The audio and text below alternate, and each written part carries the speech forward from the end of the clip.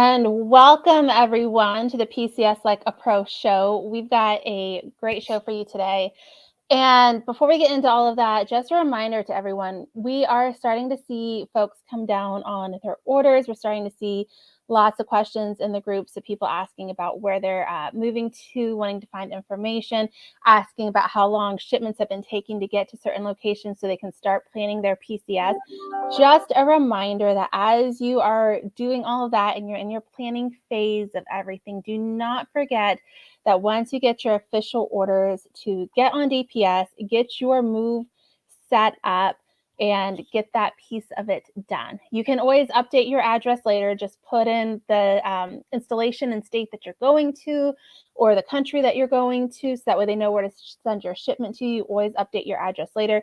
You can always wiggle room your dates a little bit if needed, but you want to have your shipment in line. So when they start booking those summer shipments, yours is sitting there, it's waiting, and you've got a better opportunity of getting the dates that you want to have for your move. So just don't forget to get all of that done, because it's very, very important. Even if you're doing a PPM, or formerly known as the Diddy move, you want to move yourself, do not forget you still need to set up your move in DPS as a PPM as well. You need to let the military know how you want to move, and PPMs, they have to be approved prior if you want to be able to be reimbursed for them.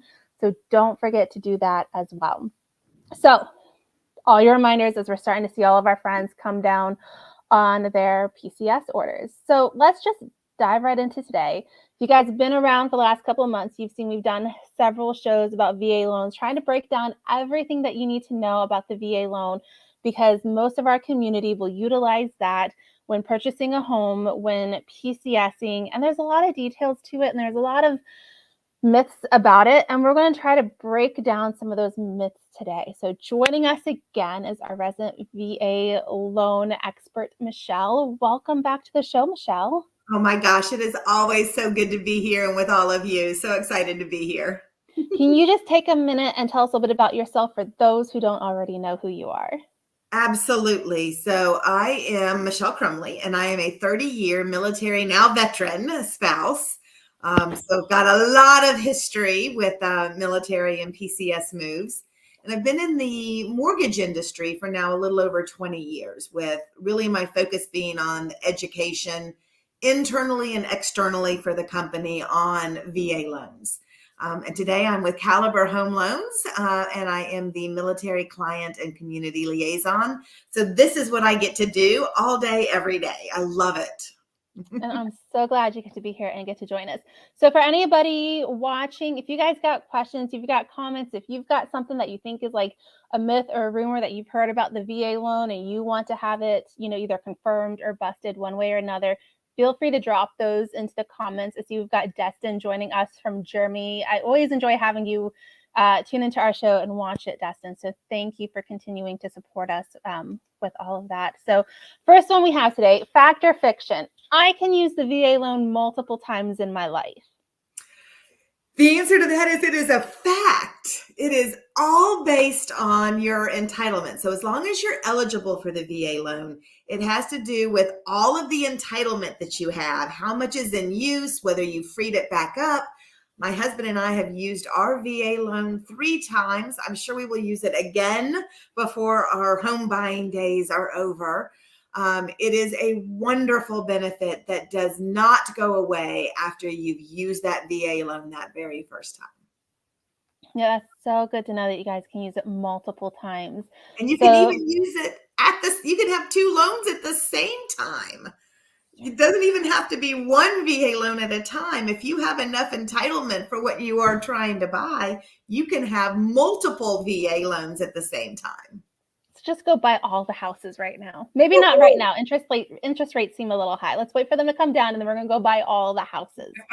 So number 2, fact or fiction. If I die, the service member passes away, can my spouse, my kids can still use my VA loan? So your spouse absolutely may have their own entitlement that is granted to them as a surviving spouse.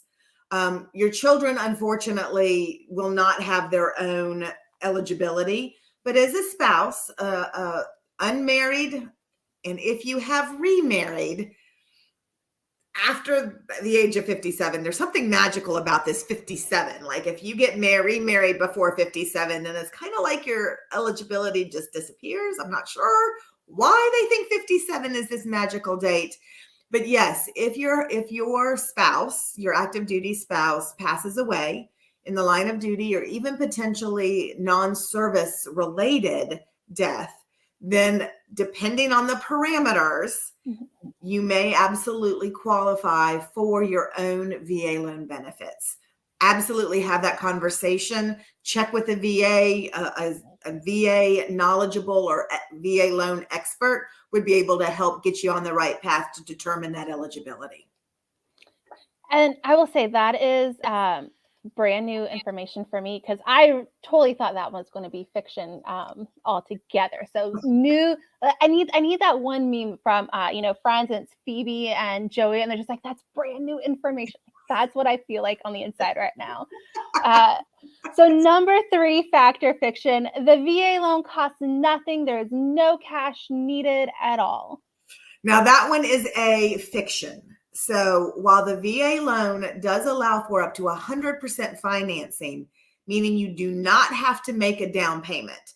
So if you're buying a $400,000 house, you have full entitlement, or you have enough entitlement for not making a down payment, VA is going to guarantee that loan for the full $400,000.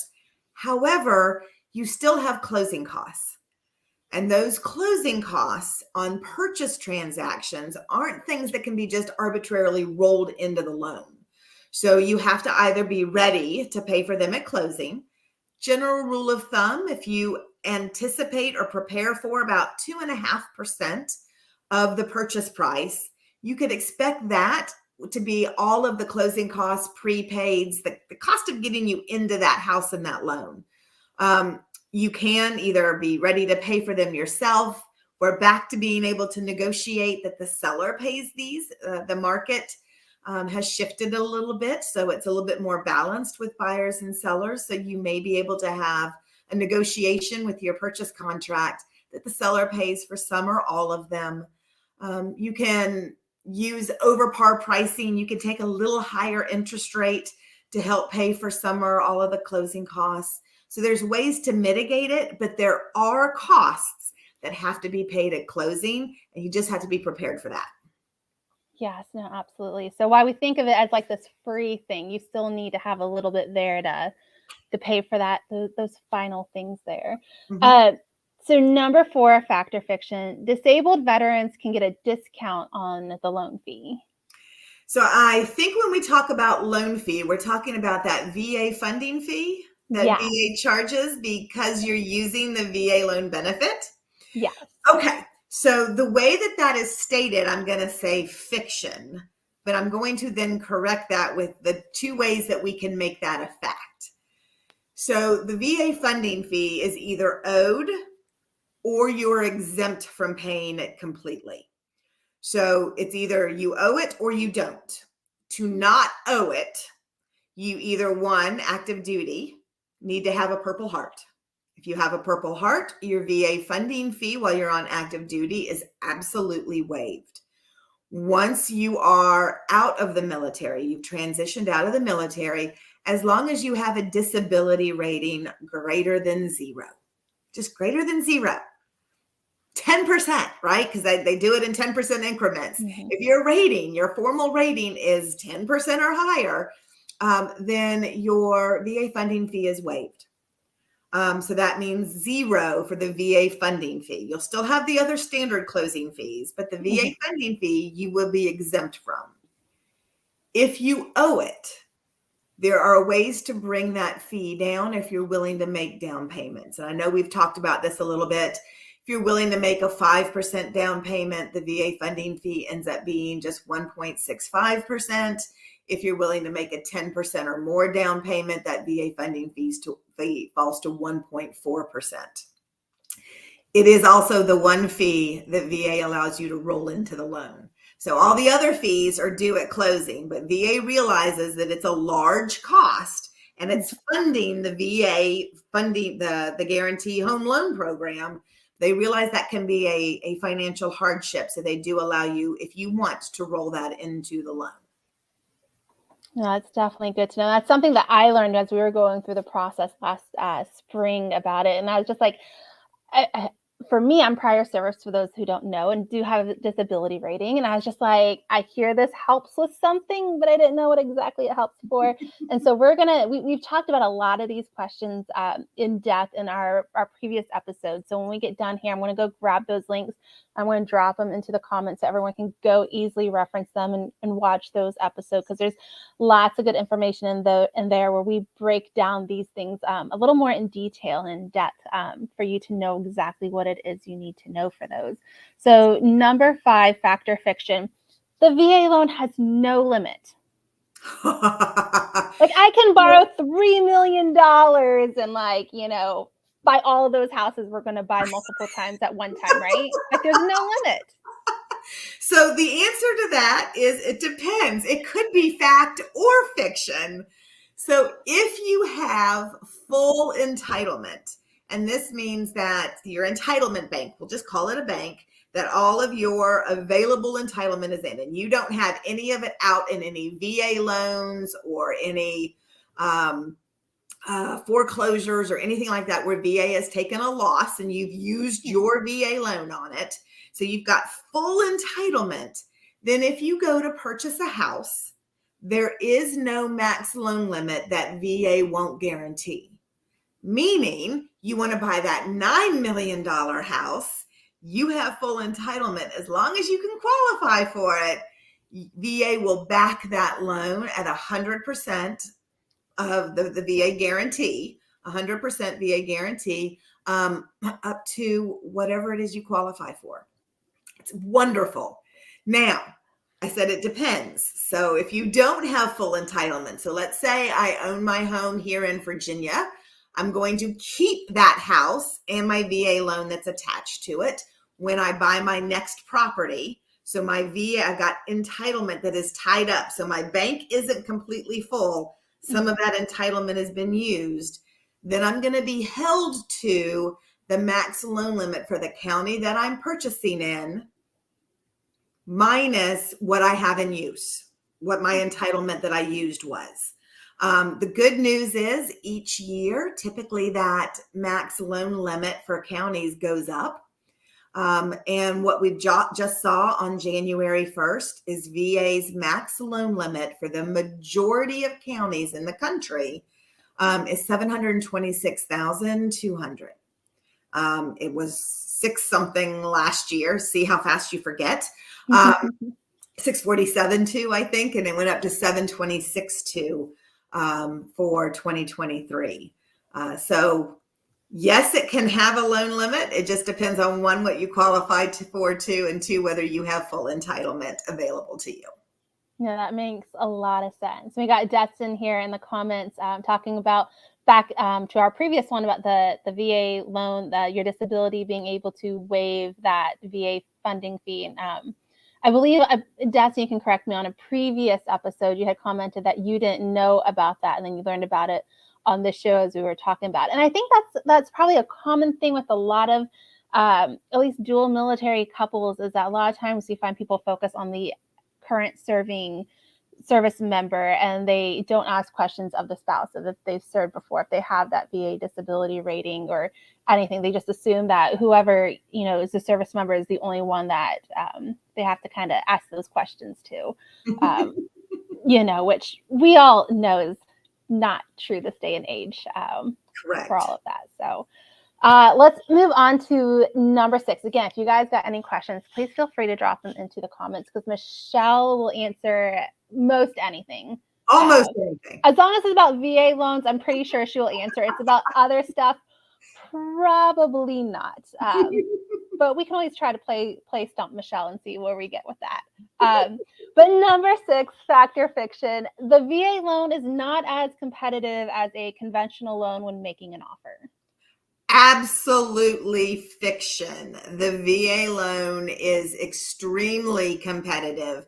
You get the ability not to have to make a down payment, although a lot of people choose to do so. You don't have to be a first-time home buyer. The interest rate is generally less on a government VA loan than it is on the conventional loans these days, has been historically. The costs outside of that VA funding fee are very competitive, exactly the same. And they close as fast. Now, the caveat to all of that is having a loan officer that is extremely knowledgeable on the VA loan. It's the times that you're dealing with someone that may not know the VA loan very well that you can get a little sideways during the process. And the same thing is ensuring that you have a real estate agent that understands the military family and the VA loan so that they can also be your advocate when you are making those offers. Yes, no, absolutely. So if you got a lender or a real estate agent out there that's saying, don't use your VA loan, you're not going to get the house, do a conventional loan instead, I'm going to tell you to go drop them like a bag of rocks and go find you someone else. Because you can absolutely make it competitive.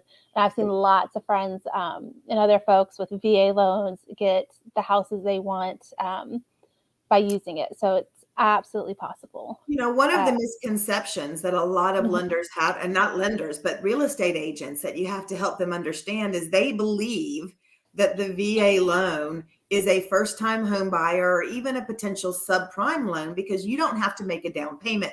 Therefore, you must not have any money and you're going to be a high risk in that loan actually closing and that house selling, which is absolutely false. If you put up statistics on what a VA borrower looks like versus a conventional borrower, the VA borrower is a much better borrower all the way around. It's crazy what the myths are that are out there, even at the real estate or lender's side, if they don't know the VA loan.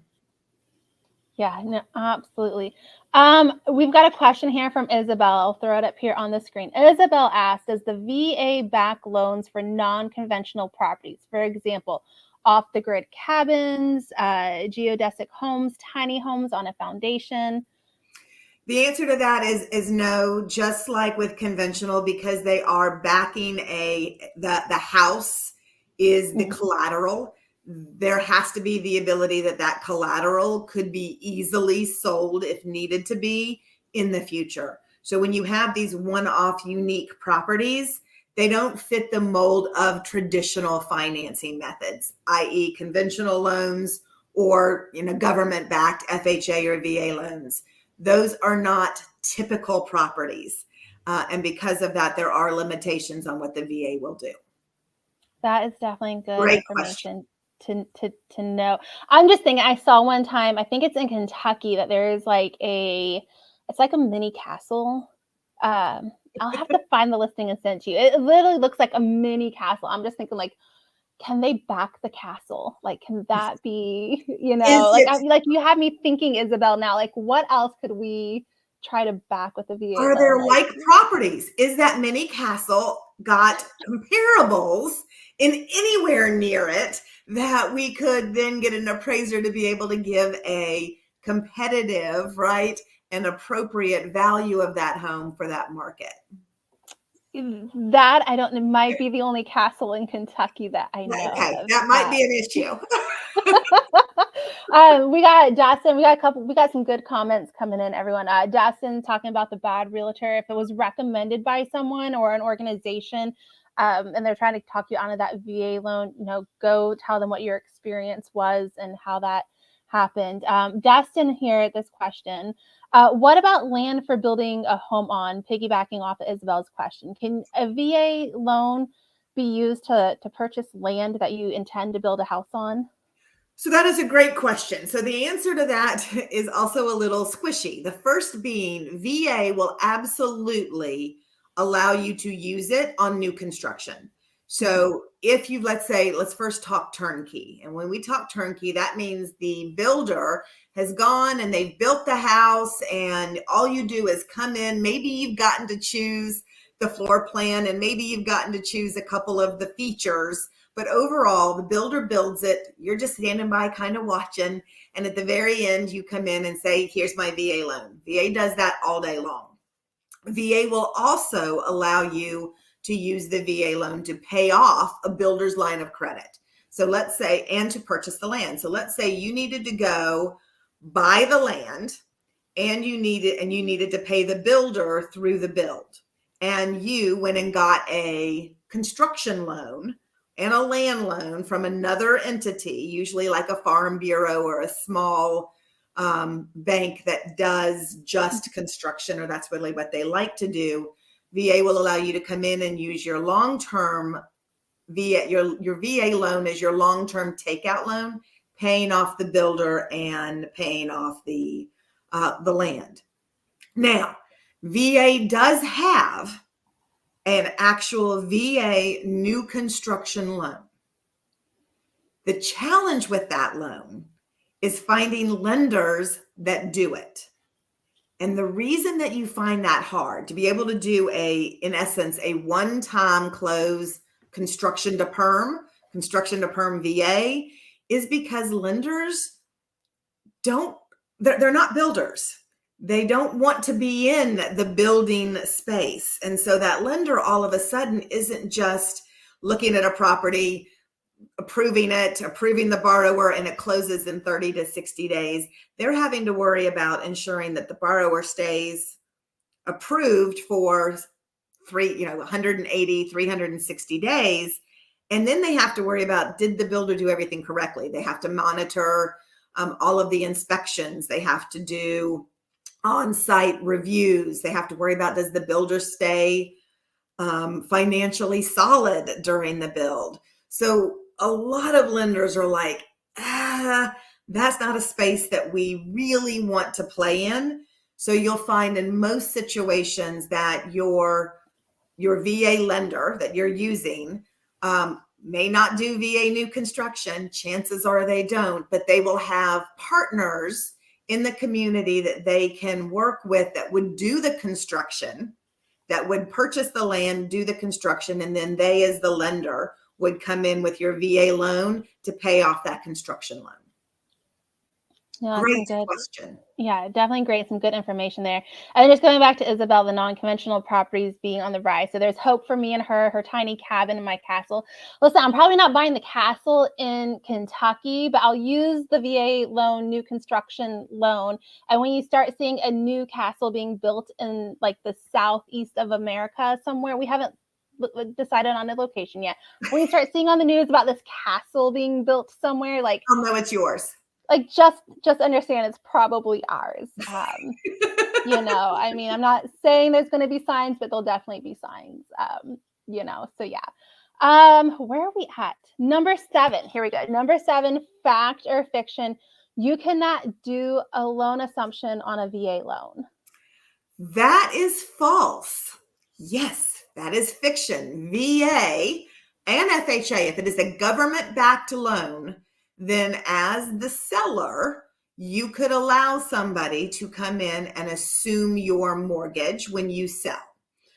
There's a lot of little caveats. We did I think it was last month in December, we had a whole conversation on VA assumptions, but a VA loan is absolutely assumable. There are some caveats to that you're going to want to be aware of, but it can be very nice for your potential buyer if you've got that low interest rate from a few years ago, and then the buyer can assume that loan, and then as long as they've got the cash to make up the difference between what you owe and what you're selling it for, all those little tidbits that need to be considered. Definitely check out last month's discussion on that. Yes, and I'll have the link for that one dropped into the comments when we get done, because that was a lot of good information. We talked about loan assumptions. We talked about refinance options, all of that good information in one. So that will be in the comments after this. So I'm down to our last question, our last fact or fiction. Credit, I mean, because the VA loan's a guaranteed thing, right? Like credit and income, they don't really matter, right? Oh, you were so adorable. It's guaranteed. It's unlimited. There's no cap. Our $9 million multiple cabins and castles. And I mean, it doesn't matter what my credit is, right? No, not at all. Absolutely. So VA says, right, as you first have to be eligible for the VA loan to have entitlement. And to have that eligibility, you meet certain parameters, right? So we've talked a little bit about those. You've got to either be active duty for at least 90 days or have served your full, unless you got out for medical, for a bona fide service related medical reason, have to finish at least your first full contract, at least your first full 2 years. And then in most cases, as long as it was a honorable discharge, you have your eligibility. You're in your eligibility for life. Your entitlement tells you how much VA is willing to back. So you have to be eligible. You have to have enough entitlement for what you want to do. Then the third and the most important thing is you're going to have to qualify for what it is you want to do. So we've got to be able to show to the government, based on the VA's guidelines, we've got to be able to show the government that you have the ability, the willingness, and the intent to repay that loan, so that we don't put you in a situation, that $9 million house, and you get that house payment and you're like, I can't afford this. And then you end up losing the house, potentially your security clearance when you have bankruptcies and foreclosures and all those wonderful things. So we want to keep everybody in the best situation as possible. So income and credit are going to matter. It's just going to be the VA backing that loan for you, guaranteeing that loan. No, that's some good information. Because it still is a loan, so you still do have to qualify. I mean, while it is there for from our service members and their service, as this entitlement that we can get, it still is a loan, and banks still want to make sure that they're not just handing out a $9 million castle for the fun of it. Let's see. We've got, a question from Isabel here. It's kind of big, so I'm not going to throw it on the screen, but you guys can look in the comments. Isabel is asking, can we get access to a database of sellers that are looking for someone to assume their loans? I would like to size up, and given the rates, this option presents an ideal situation. I'm not sure if there is really a database out there. I think it's something you may have to go into groups and maybe ask. And yeah, when you see that, when someone's selling their house, it's just to ask by chance, do they have a VA loan? And if so, would they be willing to provide enough information to determine whether an assumption is something that we both want to consider? Mm-hmm. There really isn't a place you might be able, I'm not even sure that you can see what type of loan was done on a property. You can see that maybe that someone bought it, but I don't think it gives financing specifics through the city or state courthouse information either. So I think you're going to have a conversation with that potential seller. Yeah, that seller, or through the realtor, they may be able to find out. Mm-hmm. Or if you're looking, you could ask the realtor, like, hey, could you see if there's any through their network anywhere that has a VA loan that they're willing to do a loan assumption on. Yeah, we had a lot of good information about that in our last episode, so we're gonna get that dropped into the comments, because I think one of the biggest things through it is that even if you're doing a loan assumption, like I'm selling my house as a loan assumption, is that when it's done is to ensure that whoever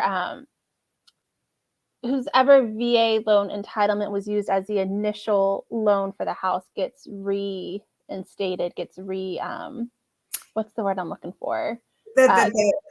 Freed up, in essence. Yes, right? Yes. So you want to make sure that not only if you are the seller, mm-hmm.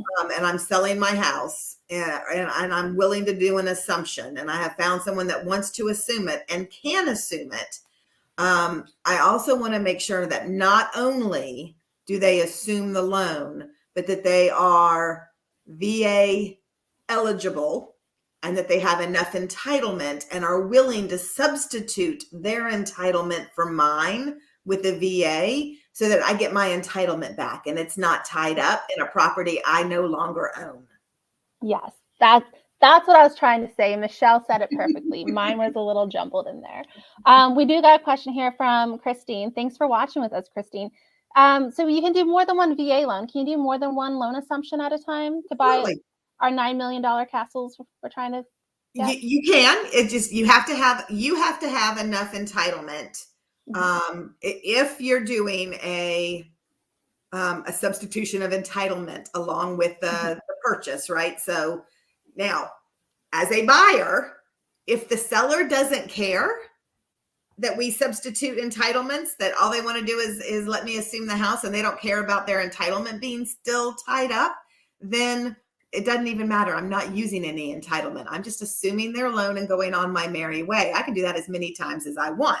I don't even have to live there if I'm not using my entitlement, which makes me as a using my entitlement in essence held to all the VA rules and requirements, which is that it's an owner occupied property. Yeah, that's some good information. That's a good question, Christine, because that's not something I previously thought about, doing more than one loan assumption at a time. So yeah, I think Isabel is probably the way that you guys are all looking at. I think we should all just go into a pool and start finding all these loan assumptions to buy our $9 million castles and tiny cabins. We're going to have like a good, listen, y'all, we've had the good coffee today. It's been strong today. We're all excited for it today.